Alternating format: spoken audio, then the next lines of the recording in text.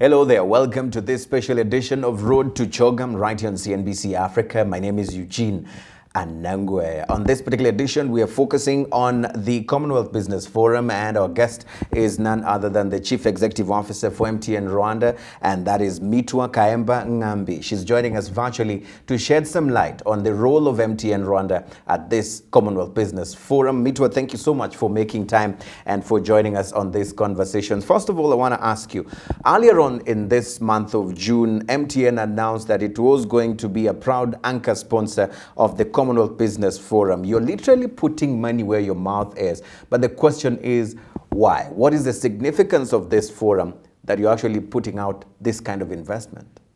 For the sponsorship or partnership, we put down about $230,000 just to signal our commitment and support not only to Rwanda, but also to the continent of which the Commonwealth states make quite a big part. In terms of the role that we're excited to play, you'll see there are quite a number of panel discussions with very interesting topics, from Commonwealth trade to innovative financing to bridging the digital divide, for which we have a lot of experience and expertise across the entire continent, which would like to lend our voices to the certain conversations that we'll be having. On top of that, we see this as a really great opportunity to engage the stakeholders that we normally do within our nation states. You would know that out of the MTN operations, 8 of them are actually Commonwealth states. And we're looking to meet up with heads of government, ministerial delegates, heads of government institutions. And for that reason, we are also going to be hosting a high-level ministerial breakfast, during which we expect to engage stakeholders under the theme of really building future-oriented partnerships to accelerate connectivity, innovation, and digital transformation, which also form key themes of the overall CHOGM session that is planned for this month. Aside from that, we see the Commonwealth Business Forum as a huge opportunity also to signal to the entire continent and to the world at large who MTN really is about. And so for that reason, we'll also be setting up an exhibition stand. And this exhibition will give an opportunity to all delegates from across the globe to really understand a bit more about who MTN Group is and what our vision is for this continent. Right. And of course, there is a theme which I'm sure the crafters or the organizers of this Commonwealth Business Forum could have picked something different, but they went for delivering a common future, connecting, innovating, and transforming. I want to get a notion of, from where you sit, how is MTN practically plugging into this 3 core things, that is connecting, innovating, and transforming? In which way, Mita? No, I believe there really couldn't have been a better theme for CHOGM 2022. And interestingly enough, our whole essence or being as MTN Group, which is summarized in the vision that we call Ambition 2025, is really, really cohesive with the overall theme of connecting, innovating, and transforming. And I'll tell you a bit about why. Our Ambition 2025 strategy has 4 key pillars, and 3 of which are exactly named within the theme of the Commonwealth Heads of Government meeting and the Business Forum as well. The first pillar of our strategy is really rooted in us leading connectivity solutions for the continent. And in here, we talk things like, population coverage in form of the network, infrastructure in terms of the fiber backbone that we are building across the continent, smartphone penetration, increase and acceleration of future technologies such as 4G and in some markets, 5G. So connectivity is really the bedrock of who we are as MTN Group. And therefore, the fact that connecting is the first part of the Commonwealth Business Forum theme is really an exciting and great opportunity for us to showcase how we are really plugged into that. Innovation, really core and center of everything that we do as a group. As you know, one of the areas that we have placed a lot of emphasis around building scalable platforms, of which mobile money is quite a big part. And across the entire group, the drive that mobile money is bringing in form of financial inclusion is something that we're really rooted in and believe it to make a difference across the entire continent. So the fact that innovation is also featuring in the overall theme of the Commonwealth meeting is really a great opportunity for us to really synchronize across the various markets conversations that will see innovation go a little bit further. Mm-hmm. Transformation, a third pillar around the Ambition 2025 strategy of MTN Group, also reflected in the theme, And this is where we talk about things like sustainability solutions, a huge focus on ESG, whether it's environmental, social, and governance issues. And even more importantly, as MTN, we've taken transformation as a big part of our agenda in terms of really structuring the organization for sustainability into the future. So if you're to ask me how the MTN Group and therefore also MTN Rwanda is plugging into the theme of the Commonwealth overall, I would say really nicely chalk and cheese in terms of really getting together and harmonizing across the various functions. Right. Many a times, Mitro, we talk about the issue or the challenge of penetration in terms of internet or connectivity. And we also talk a lot about the digital divide in terms of the gap. But very less often do we talk about digital literacy. And here in Rwanda, there is actually a target. And the president of this country, President Paul Kagame, did mention that the country is working to achieving a 60% digital literacy rate for adults by 2024. I want you to talk to me a bit about the sort of internal measures and combined partnerships, probably within the Commonwealth nations, that MTN Group is working towards to ensure that you plug into this ambitious vision of the Rwandan government? Sure. Across the entire MTN Group, we do have a framework under which we are driving overall digital adoption. And the framework is called CHASE, in the sense that each letter stands for something. So connectivity being the first one, handsets, affordability, service, and education, as you rightly mentioned, digital literacy. So I think these conversations cannot be held independently. I think every single one is linked to another. And I'll explain to you why. Digital literacy, for instance, cannot be achieved in the absence of smartphone penetration, as an example, because we'll not be educating people on how to access the internet, access the digital world, if we're not after that engagement of educating them, leaving them with a device that they can later practice on.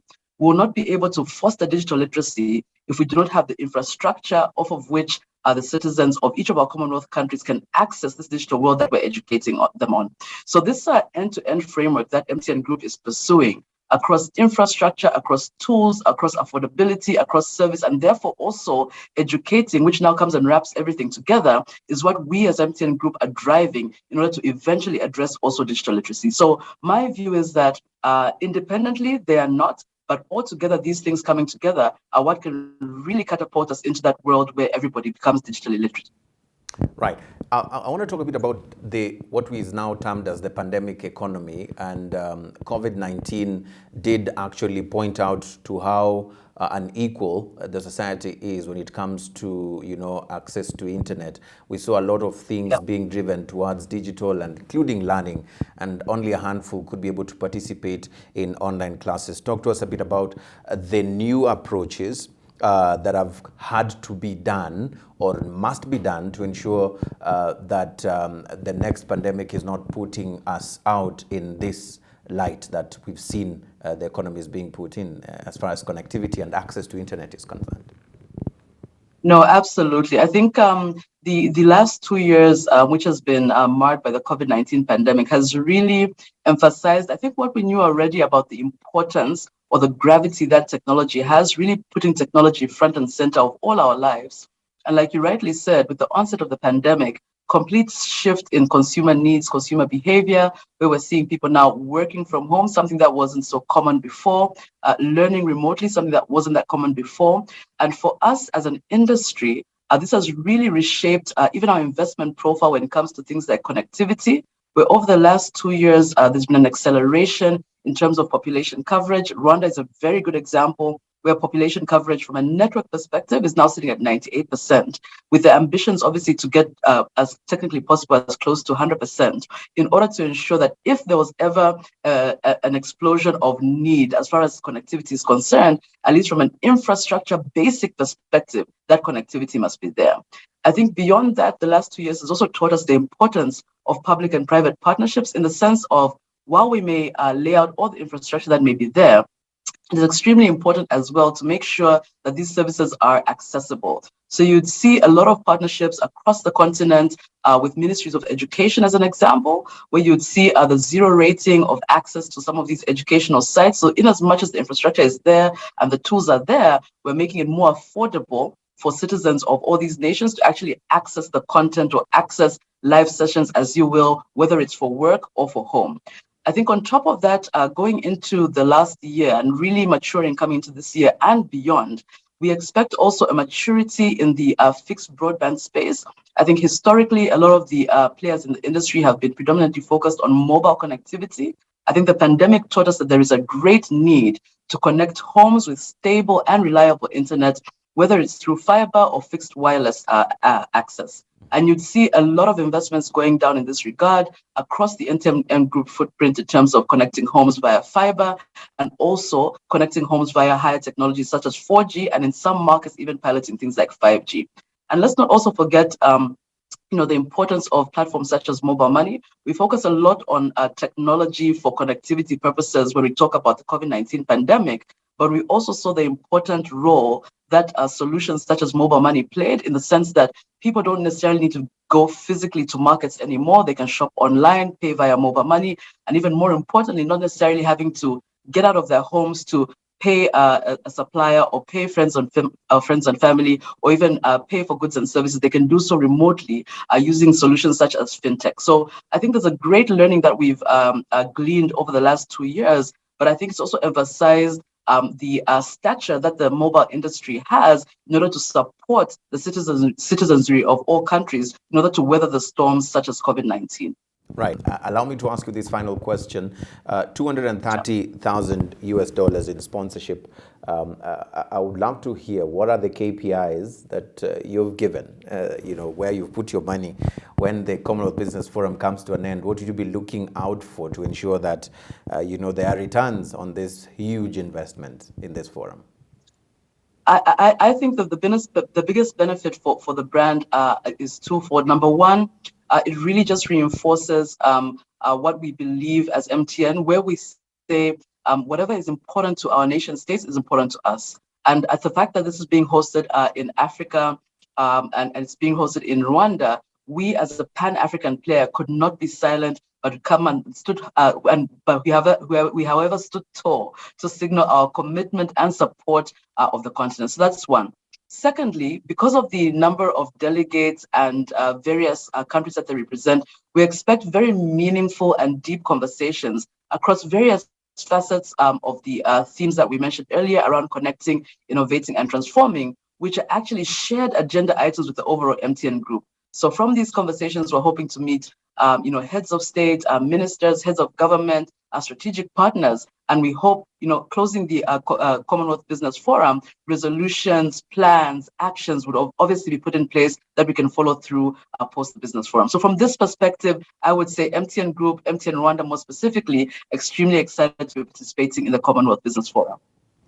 Thank you so much, Mitua. And of course, that has been Mitua Kaemba Ngambi. She's the Chief Executive Officer for MTN Rwanda, joining us for this special edition of Road to CHOGM. My name is Eugene Anangwe. Goodbye for now.